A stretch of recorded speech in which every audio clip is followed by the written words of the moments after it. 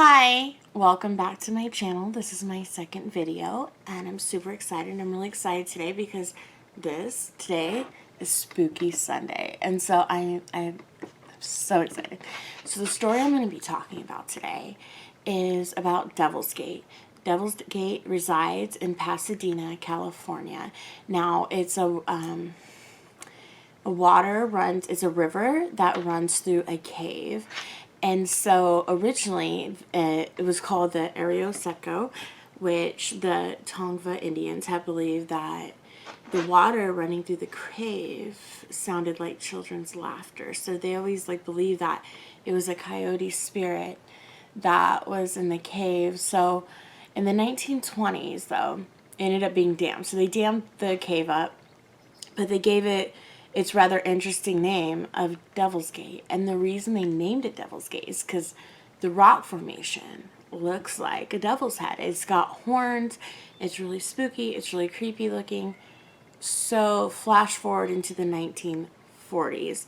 Now, 1940s, rocket scientist Jack Parsons and the founding father of Scientology, L. Rob Hubbard, had found this place. Now, they were living already, Parsons was already living in the area of Pasadena, and Hubbard came to live with him, and they formed this type of cult. A cult, and they started. They didn't form a cult. They formed this other cult group where they began practicing rituals.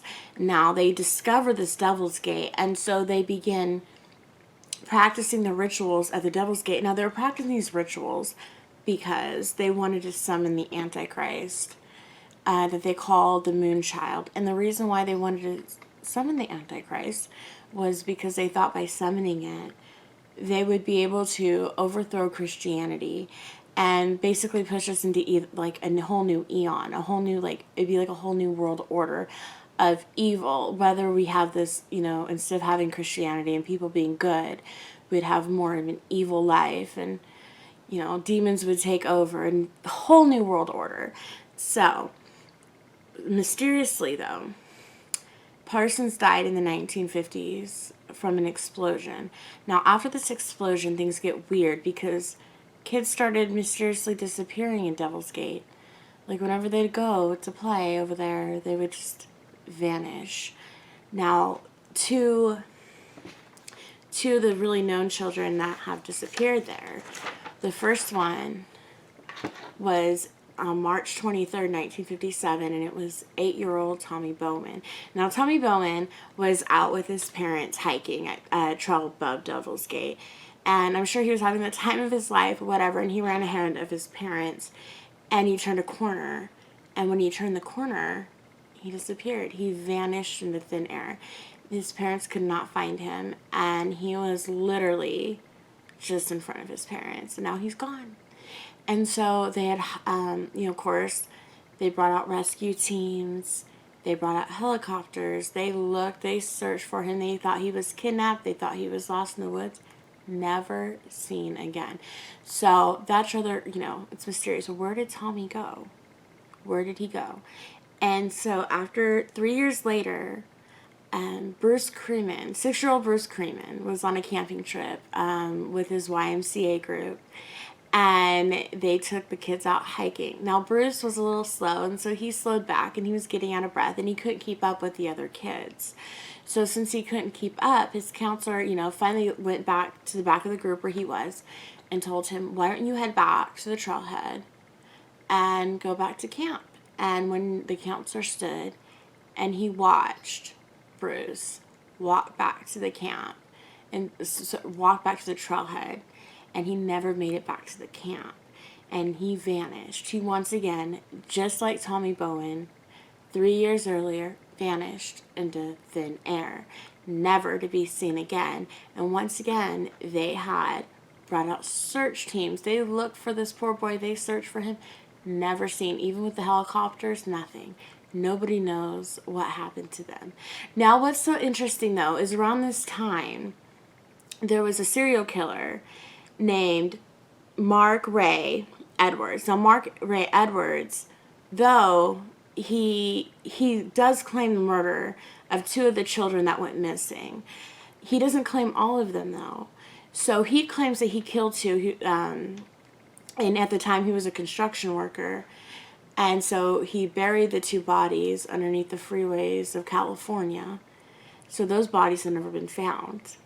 But he never admitted to the other ones, which is strange because typically serial killers, they admit when they kill somebody. They're almost like, they have like a proud like sense about it. And so it, it makes one wonder what happened to those children.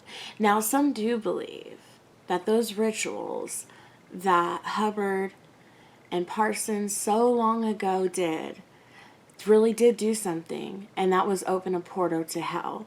And by opening this portal to hell, even though the Antichrist never, that we know of, never came out, but perhaps it was sucking children in.